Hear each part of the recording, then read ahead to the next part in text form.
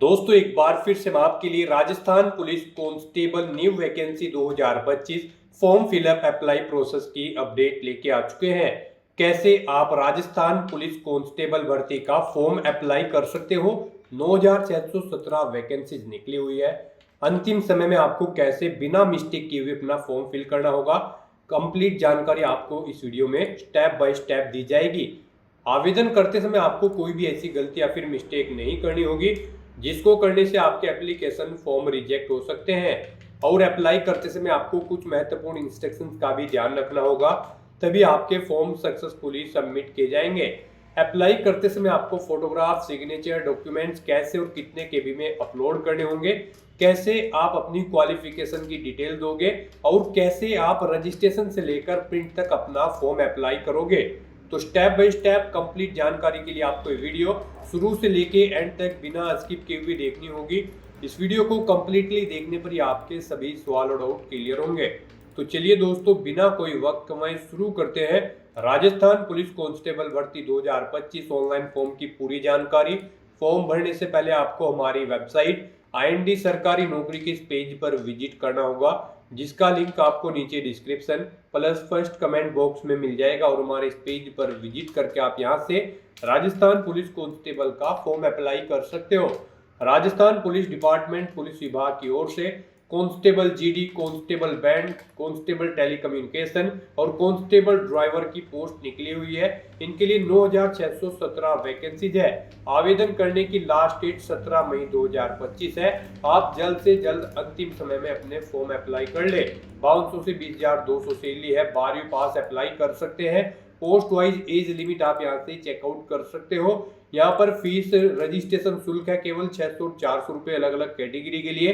Physical, medical, computer based test के आधार पर सिलेक्शन किया जाएगा। फिजिकल की कंप्लीट जानकारी आपको दे दी गई है। ऑनलाइन आप अप्लाई कर सकते हो। राजस्थान जो लोकेशन है ऑल इंडिया से ऑनलाइन कर सकते हो। sso.rajasthan.gov.in इसकी ऑफिशियल वेबसाइट है, जिससे आप ऑनलाइन अप्लाई कर सकते हो। इंपोर्टेंट लिंक सेक्शन के अंतर्गत ऑफिशियल नोटिफिकेशन PDF लिंक पर क्लिक करके आप इसकी PDF डाउनलोड कर सकते हो और इसमें से कंप्लीट जानकारी चेकआउट कर सकते हो। अप्लाई करने से पहले आपको ये पूरी PDF रीड करना अनिवार्य है। इसको पूरा पढ़ने से आपके सभी सवाल और डाउट क्लियर होंगे।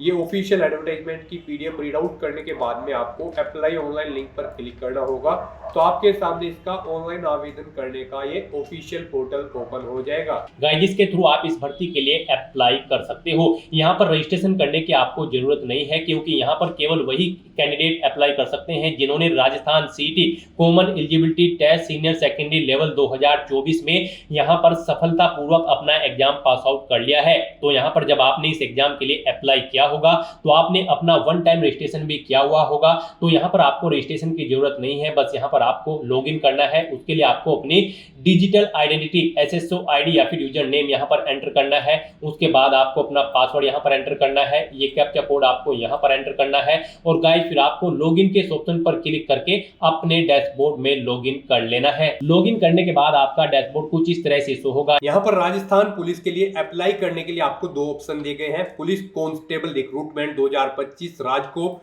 और यहाँ पर पुलिस टेलीकम्युनिकेशन रिक्रूटमेंट 2025 राजकोप। इन लिंक्स में से आपको किसी भी लिंक पर क्लिक करना होगा। दोस्तों अगर आपने अपना OTR रजिस्ट्रेशन कर रखा है और अगर आपने फीस पेमेंट नहीं किया है या फिर eKYC नहीं की हुई है, तो आपको OTR रजिस्ट्रेशन की कंप्लीट वीडियो का लिंक इस वीडियो के डिस्क्रिप्शन बॉक्स में दे दिया गया है। आप उस लिंक पर विजिट करके complete OTR registration read out कर सकते हो और चेकआउट कर सकते हो कि कैसे आपको रजिस्ट्रेशन करना होगा, फीस पेमेंट और eKYC आपको कैसे करनी होगी। स्टेप बाय स्टेप कंप्लीट जानकारी आपको दे दी गई है। जैसे कि हम आपको यहाँ पर police constable recruitment 2025 first link पर क्लिक करके अप्लाई करके दिखा रहे हैं। नेक्स्ट आपके सामने कुछ इस तरह से इंटरफेस होगा। अब गाइस यहाँ पर आपको Rajasthan CET 10+2 level senior secondary level 2024 का एप्लीकेशन नंबर यहाँ पर एंटर करना है।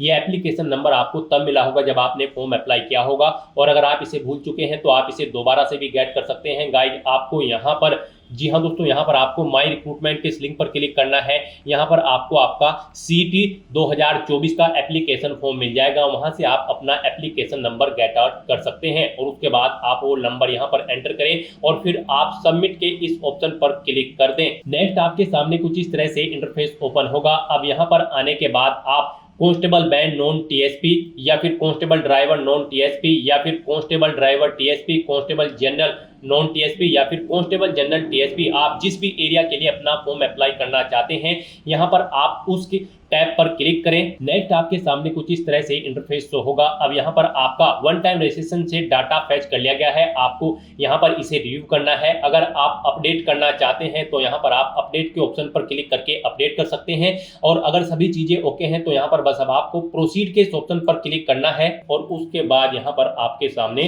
कुछ इस तरह से इंटरफेस ओपन हो जाएगा। यहाँ पर आपका एप्लीकेशन फॉर्म स्टार्ट हो चुका है। कुछ चीजें यहाँ पर आपको ऑटोमेटिकली फिल मिल गई है जो आपके रजिस्ट्रेशन टाइम पे आपने प्रोवाइड कराई थी, वो यहाँ पर आपको कुछ चीज़ें ऑटोमेटिकली फिल मिल गई है।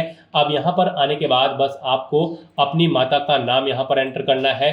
फिर यहाँ पर आपको अपनी श्रेणी सेलेक्ट कर लेनी है, आप किस श्रेणी से बिलोंग करते हैं। राजस्थान स्टेट से अलग कैंडिडेट अगर अप्लाई करते हैं तो केवल जनरल कैटेगरी कैंडिडेट अप्लाई कर सकते हैं। फिर यहाँ पर अगर आप विशेष दिव्यांगजन श्रेणी के अंतर्गत आते हैं तो यहाँ पर आप ऑप्शन सिलेक्ट करें किस दिव्यांगजन श्रेणी के अंतर्गत आप आते हैं। नहीं आते हैं तो यहाँ पर आप नॉट एप्लीकेबल ऑप्शन सेलेक्ट कर लें। उसके बाद यहाँ पर आपको उप विशेष दिव्यांगजन श्रेणी सिलेक्ट करनी है अगर आप दिव्यांगजन श्रेणी के अंतर्गत आते हो।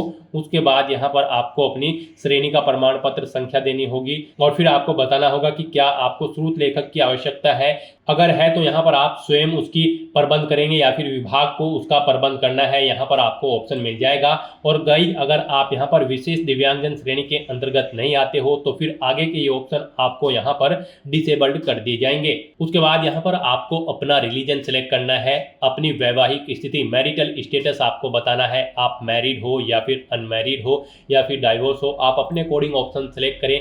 उसके बाद यहाँ पर अगर आप मैरिड हो तो यहाँ पर आपको अपने जीवित बालक की संख्या देनी है और आपको यहाँ पर आपका मोबाइल नंबर ऑटोमेटिकली फिर मिल जाएगा। अपना व्हाट्सएप मोबाइल नंबर देना चाहते हैं तो वो यहाँ पर आप दे सकते हैं। आपके पास जन आधार ID है तो वो आप यहाँ पर एंटर कर सकते हैं, नहीं है तो इस कॉलम को आप खाली छोड़ दें। गाइस यहाँ पर जिन कॉलम के सामने रेड कलर का स्टार बना हुआ है उनमें आपको डिटेल्स देनी मस्ट है और जिनमें नहीं बना हुआ है वो ऑप्शनल है, आप उनकी डिटेल चाहे तो दें चाहे या फिर न दें। यहाँ पर आप अपनी पोस्ट सेलेक्ट करें जिसके लिए आप अप्लाई करना चाहते हो। उसके बाद यहाँ पर आपको अपना कोरोस्पोंडेंस एड्रेस एंटर करना है। कोरोस्पोंडेंस एड्रेस में आपको अपना स्टेट चुनना है, अपना डिस्ट्रिक्ट चुनना है, शहर या फिर गांव का नाम देना है, अपना पिन कोड देना है, अपना फ़ोन नंबर देना है, ये ऑप्शनल है। इस तरह से अपनी डिटेल्स फिल करने के बाद अब गाइस यहाँ पर आपको नेक्स्ट के इस ऑप्शन पर क्लिक कर देना है। फिर आपसे पूछा गया है जो मोबाइल नंबर और ईमेल ID आपने दी है क्या वो करेक्ट है। अगर करेक्ट है तो यहाँ पर आप यस के इस ऑप्शन पर क्लिक करें। बेसिक डिटेल्स प्रोवाइड कराने के बाद अब आपको अपनी पर्सनल डिटेल्स यहाँ पर देनी है। सबसे पहले यहाँ पर आपको अपनी नेशनलिटी सिलेक्ट कर लेनी है, फिर यहाँ पर आपको अपना स्टेट सेलेक्ट कर लेना है, उसके बाद यहाँ पर आपको अपना डिस्ट्रिक्ट सेलेक्ट कर लेना है। फिर आपसे पूछा गया है कि क्या आप इंडिया में कहीं बाहर से सेटल्ड हुए हैं, अगर हुए हैं तो आप यहाँ पर यस करें और फिर किस देश से आप सेटल्ड हुए हैं उस देश का नाम आप यहाँ पर सिलेक्ट करें और अगर आप इंडिया से ही हैं तो यहाँ पर आपको नो ऑप्शन सिलेक्ट करना है। फिर यहाँ पर आपको अपनी स्पेशल कैटेगरी विशेष श्रेणी की डिटेल प्रोवाइड करनी है। यहाँ पर आपसे पूछा गया है कि क्या आप भूतपूर्व सैनिक हैं, अगर है तो यहाँ पर आप यस ऑप्शन सेलेक्ट करेंगे और फिर आप अपनी सर्विस का स्टेटस यहाँ पर सिलेक्ट करेंगे और सर्विस अंडर ऑप्शन सेलेक्ट करेंगे और अगर आप नहीं है तो यहाँ पर आप सिंपली नो ऑप्शन सेलेक्ट कर लेंगे। उसके बाद आपसे पूछा गया कि क्या आप NCC के कैडेट हैं, अगर है तो यहाँ पर आप यस ऑप्शन सेलेक्ट करेंगे और फिर कब से कब तक आपने NCC की है वो डेट आपको सेलेक्ट कर लेनी है। इनके अकॉर्डिंग यहाँ पर आपका NCC कैडेट ड्यूरेशन कैलकुलेट करके शो कर दिया जाएगा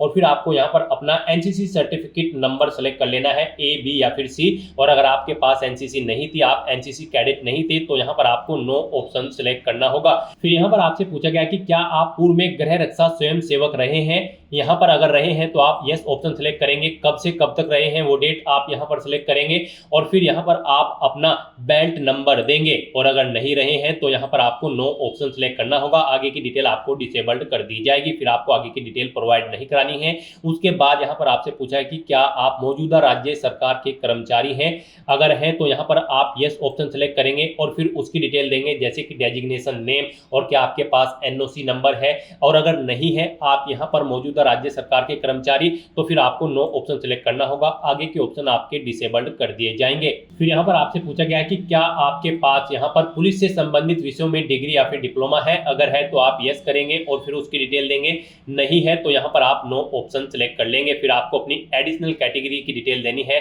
यहाँ पर आप इस चेकबॉक्स को ओके करेंगे। आपसे पूछा गया है फिर उसके बाद क्या आपके खिलाफ कभी कोई प्राथमिकी दर्ज की गई है, यानी कि कोई एफआईआर हुई है, अगर हुई है तो यहाँ पर आप सेलेक्ट करेंगे और उसकी डिटेल देंगे, नहीं हुई है तो यहाँ पर आप नो ऑप्शन सेलेक्ट कर लेंगे। और उसके बाद गाइस यहाँ पर आपको नेक्स्ट के इस ऑप्शन पर क्लिक कर देना है। नेक्स्ट यहाँ पर आपको अपनी एजुकेशनल क्वालिफिकेशन की डिटेल प्रोवाइड करनी है। सबसे पहले यहाँ पर आपको इस चेकबॉक्स को ओके करना है।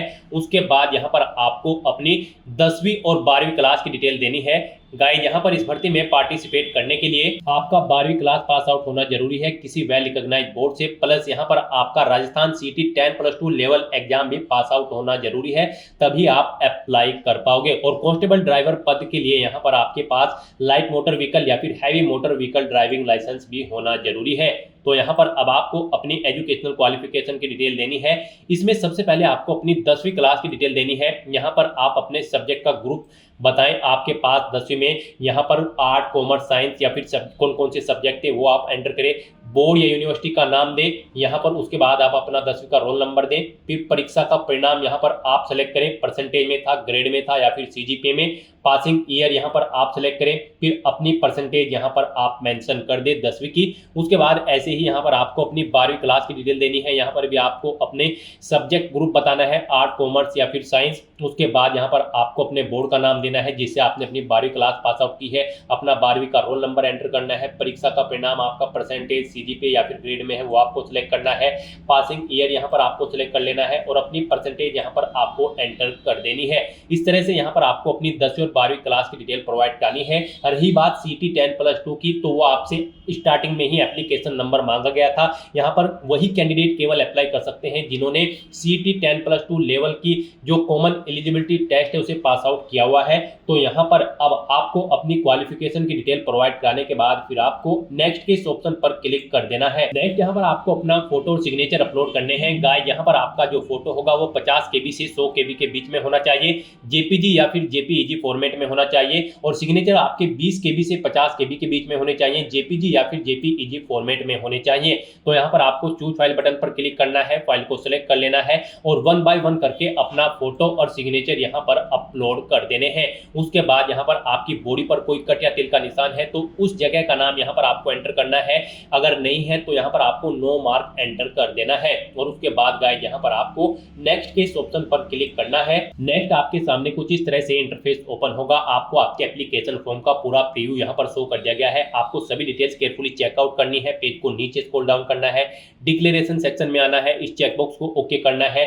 कहीं पर कोई मिस्टेक है तो आप यहाँ पर अपडेट ऑप्शन पर क्लिक करके अपडेट कर सकते हो। और अगर सभी चीजें ओके हैं तो बस यहाँ पर अब आपको फाइनल सबमिट के इस ऑप्शन पर क्लिक कर देना है। जैसे ही आप फाइनल सबमिट ऑप्शन पर क्लिक करेंगे आपके रजिस्टर्ड मोबाइल नंबर पर एक ओटीपी आएगा, वो ओटीपी आपको यहाँ पर एंटर करना होगा और अपना फॉर्म सबमिट कर देना होगा। इस तरह से यहाँ पर आपका एप्लीकेशन फॉर्म सक्सेसफुली सबमिट हो जाएगा और उसके बाद आप अपने डैशबोर्ड में जाकर उसका स्टेटस चेकआउट कर सकते हो और अपने एप्लीकेशन फॉर्म का एक हार्ड कॉपी प्रिंट आउट ले सकते हैं फ्यूचर यूज के लिए, फ्यूचर रेफरेंस के लिए। तो दोस्तों ऐसे आप राजस्थान पुलिस कांस्टेबल 9617 पोस्ट के लिए अपना फॉर्म अप्लाई कर सकते हो बिना कोई मिस्टेक किए हुए। आज की इस वीडियो में बस इतना ही। आई होप ये वीडियो आपको पसंद आई होगी। अगर पसंद आई हो तो इसे लाइक और शेयर करें, चैनल पर नए हो तो इसे सब्सक्राइब कर लें। Thanks for watching.